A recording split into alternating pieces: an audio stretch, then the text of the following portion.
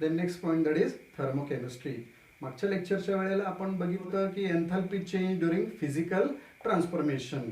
आता आपण बघणार आहे enthalpy change during chemical reaction. ती कशामध्ये ऑब्झर्व केली जाते, कोणत्या ब्रँचमध्ये स्टडी करतो, तर त्याला आपण थर्मोकेमिस्ट्री असं म्हणतो. त्याची डेफिनेशन अशी केलेली आहे, thermochemistry is the branch of chemistry which deals with the study of enthalpy change during the chemical reaction.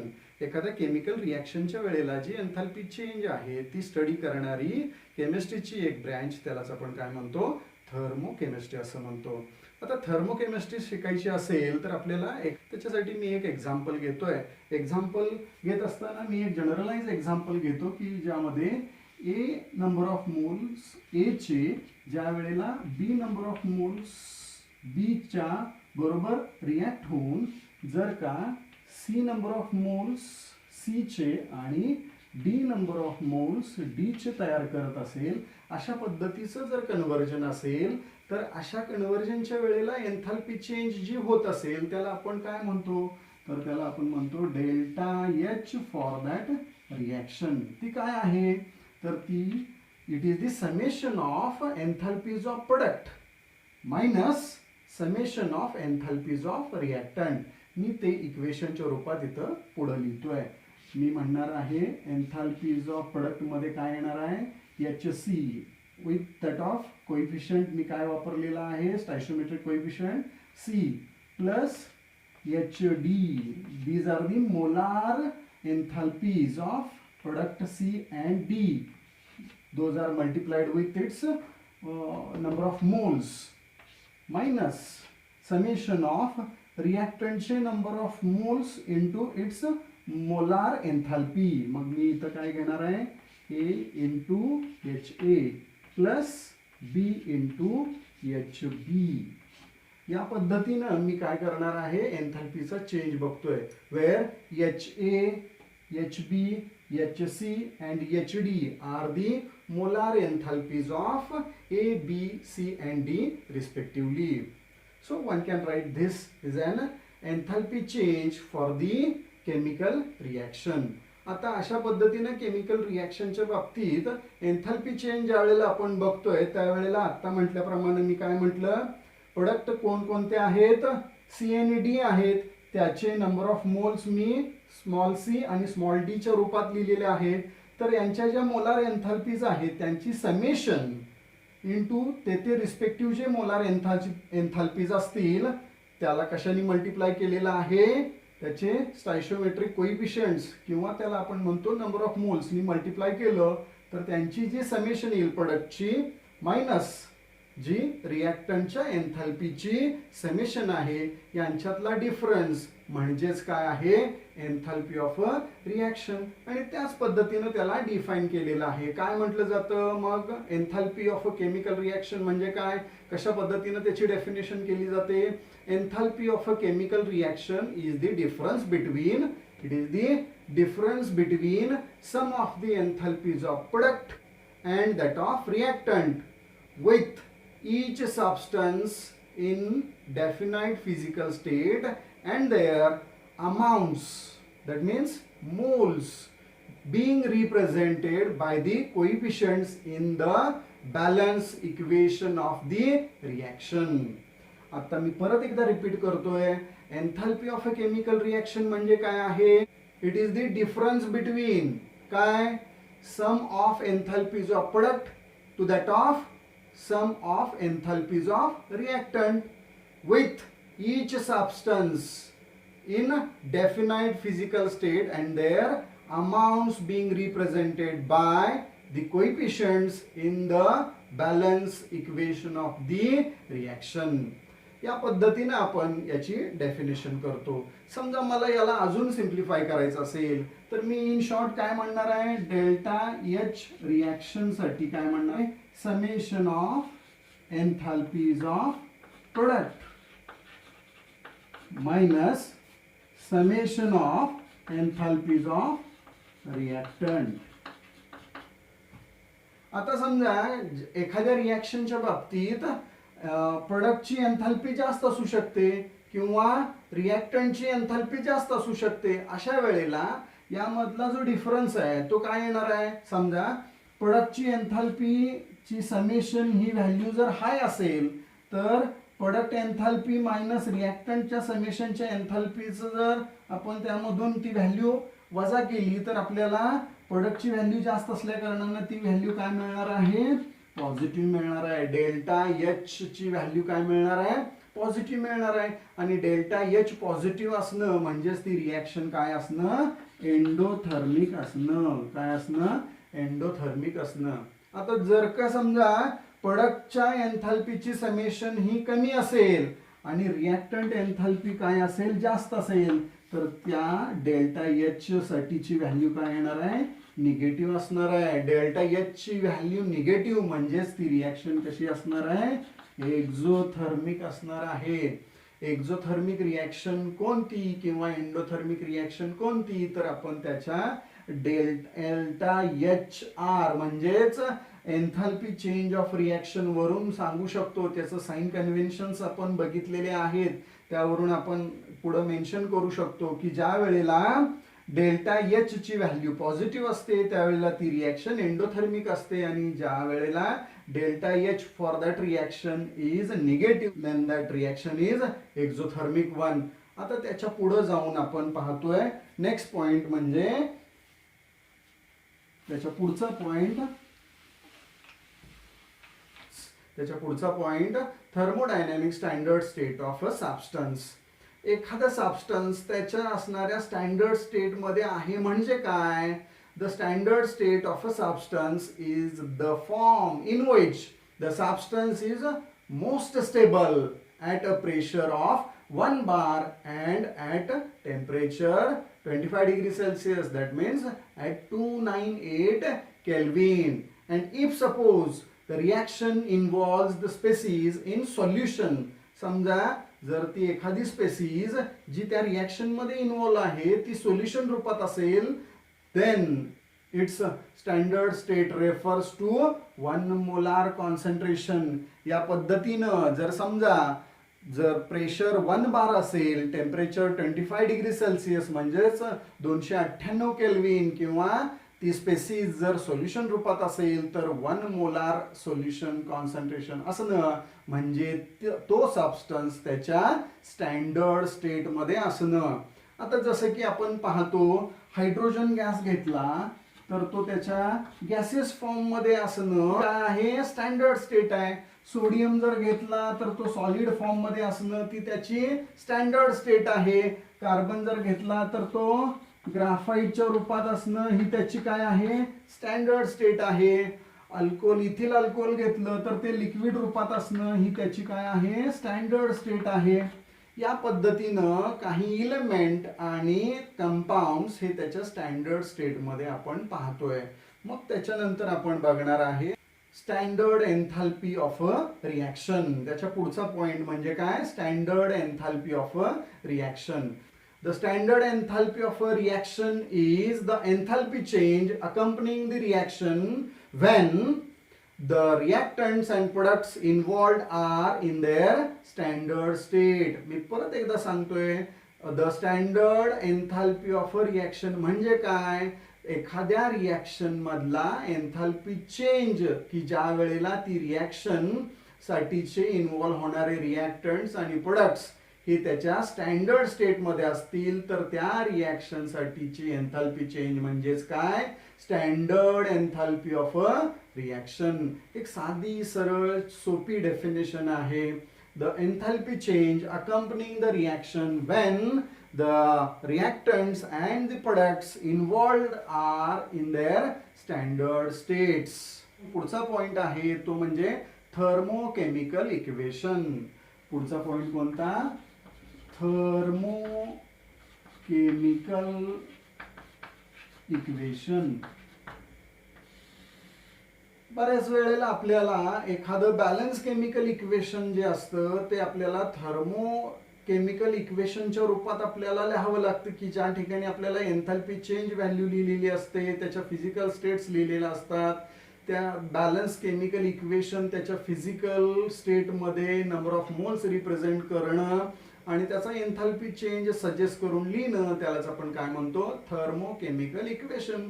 आणि त्या टर्मसाठी एक सुंदर डेफिनेशन दिलेली आहे, ती म्हणजे काय, it is the balance chemical equation in which the enthalpy change and physical state and also the number of moles of reactants and products have been specified. एखाद्या थर्मोकेमिकल इक्वेशन रिप्रेझेंट करणं म्हणजे काय, ती रिॲक्शन कशी असली पाहिजे, balance असली पाहिजे. आणि त्याच्यामध्ये काय लिहिलं असलं गेलं पाहिजे, एन्थाल्पी चेंज लिहिली असली पाहिजे. ते त्याच्या फिजिकल स्टेट रिप्रेझेंट केले असले पाहिजेत त्यामध्ये. आणि त्याचबरोबर त्या रिॲक्टंट आणि प्रोडक्टचे नंबर ऑफ मोल्स मेन्शन असले पाहिजेत. या पद्धतीनं जर आपण इक्वेशन लिहिलं असेल तर त्याला आपण काय म्हणतो, थर्मोकेमिकल इक्वेशन असं म्हणतो. या पद्धतीनं आपण बऱ्याचशाच कन्सेप्ट बघत येतोय. आत्ताच म्हटल्याप्रमाणे पहिल्यांदा आपण बघितलं enthalpy of a chemical reaction. Enthalpy of a chemical reaction बघितली. त्याच्यानंतर बघितलं thermodynamic standard state of a substance. Thermodynamically एखादा सबस्टन्स स्टँडर्ड स्टेट मध्ये कधी असतो हा पॉइंट बघितला. त्याच्यानंतर आपण बघितलं the standard enthalpy of a reaction, हा कन्सेप्ट बघितला किंवा हा पॉइंट आपण बघितला. आणि त्यानंतर बघितलं थर्मोकेमिकल इक्वेशन म्हणजे काय. अशा पद्धतीनं छोट्या छोट्या कन्सेप्च्युअल पॉइंट्स आपण बघितलेत. त्याच्या पुढच्या पॉइंटला आपण जातोय, तो म्हणजे standard enthalpy of formation. Standard enthalpy of formation. Standard enthalpy of formation. Standard enthalpy of फॉर्मेशनला ॲब्रिवेट कसं केलं जातं, delta H for formation reaction.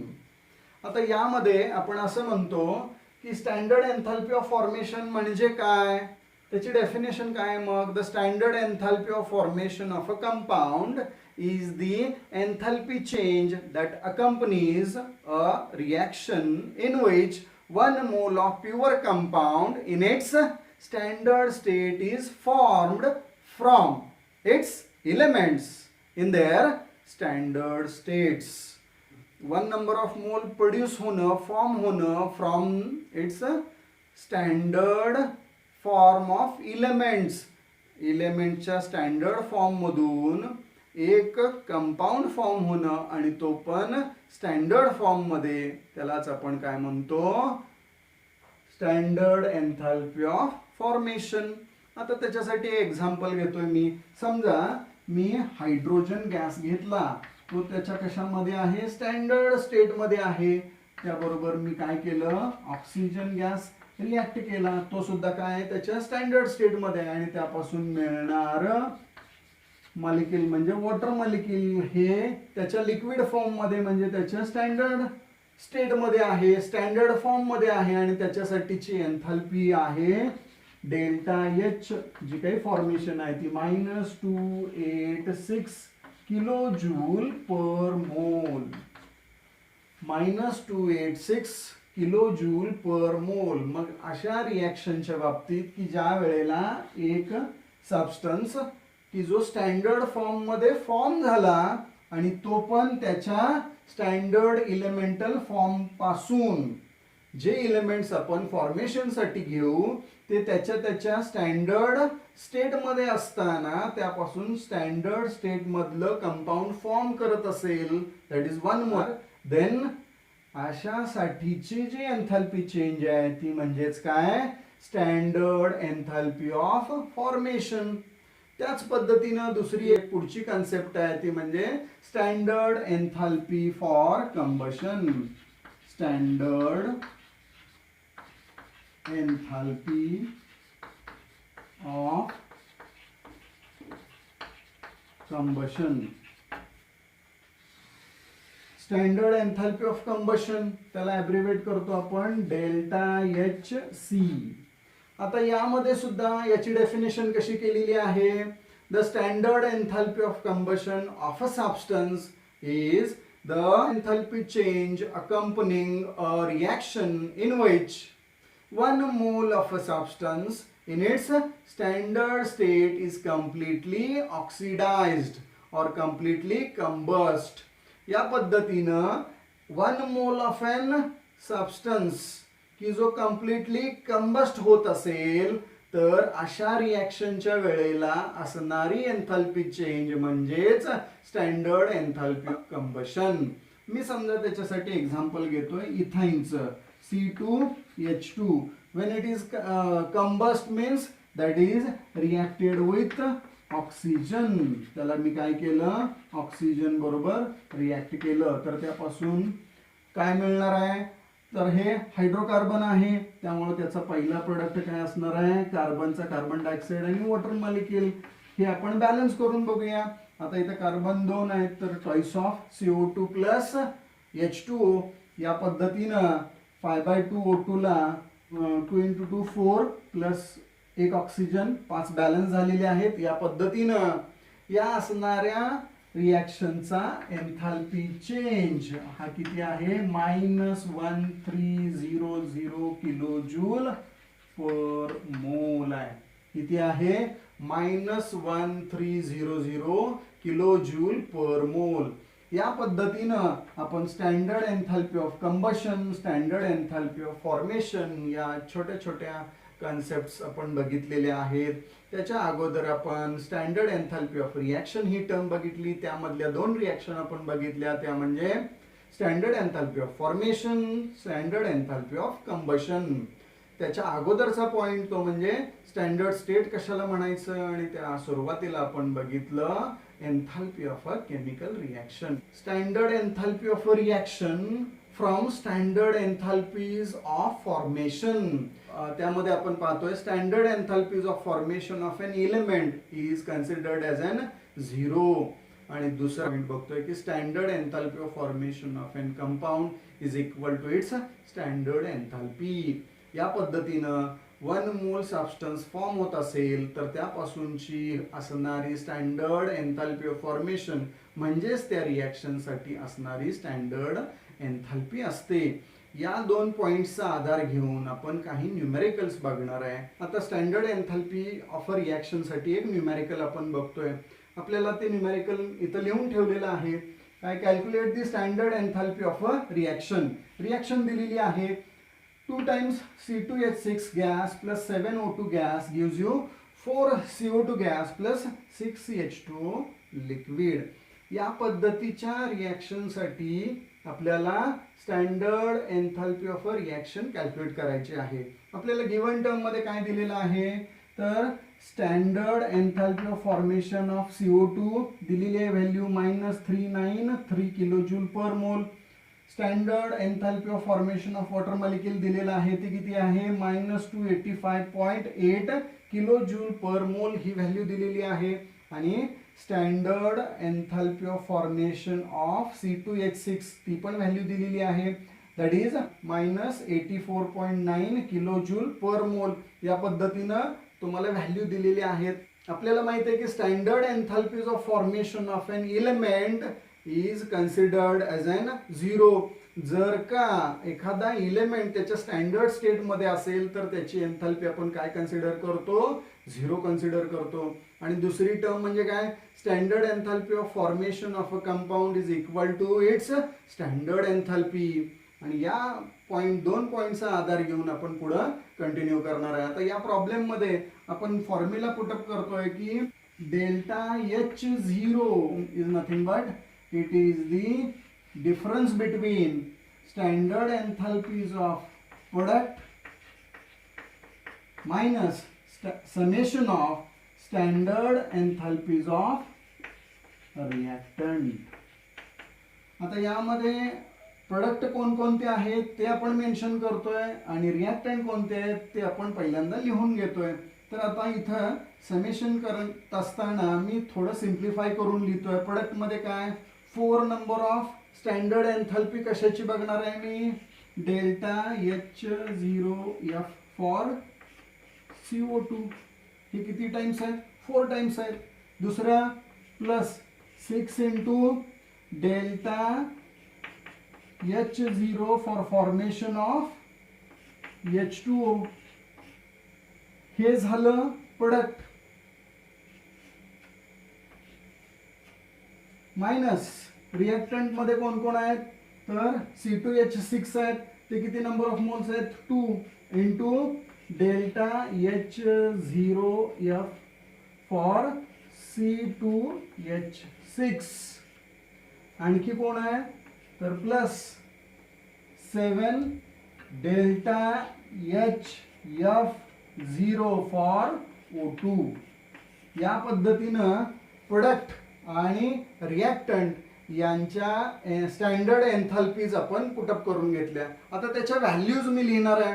आता त्या व्हॅल्यूज किती आहेत तर इथं दिलेले आहेत गिवन टर्म मध्ये आहेत 4 into delta H0 for CO2 किती आहे -393 यस प्लस त्याच्या पुढे जाऊन 6 इंटू H2O साठीची व्हॅल्यू किती आहे standard enthalpy of formation of H2O that is -285.8 आहे. ही झाली प्रोडक्टच्या स्टँडर्ड एन्थाल्पीची समेशन मायनस इथं C2H6 साठीची व्हॅल्यू किती आहे ट्वाइस इन नंबर आहेत ते तर ती व्हॅल्यू आहे -84.9 आणि इथं 7 कोण आहे ऑक्सिजन आहे O2 आहे तर O2 तो त्याच्या स्टँडर्ड स्टेट मध्ये आहे म्हणून त्याची स्टँडर्ड स्टेट मध्ये असल्या कारणाने त्याची व्हॅल्यू किती कन्सिडर करतो आपण 0 into any value that is nothing but 0 आणि या पद्धतीने आपण पुढे जाणार आहे सिम्प्लिफाय करणार आहे तर 4 इंटू -393 यांचं मल्टिप्लिकेशन येतं 1574 -1574 आता त्याच्यानंतर मायनस 6 इंटू 285.8 ही व्हॅल्यू येते 1714.8 1718.4 ही त्याची मी डायरेक्ट व्हॅल्यू तुम्हाला देतोय. त्याच्यानंतर minus into minus plus 84.9 into 2 169.8 आता याला सिम्प्लिफाय केल्यानंतर आन्सर येतं -3119 किलो जूल पर मोल. तर standard enthalpy change for this reaction is -3119 kilo joule पर मोल ही व्हॅल्यू येते.